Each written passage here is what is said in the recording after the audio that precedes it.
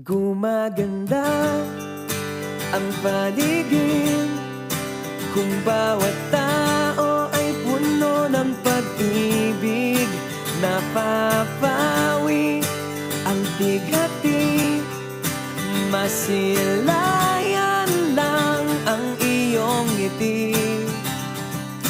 Okay gandang isipin ang isang mundong puno ng pag-ibig.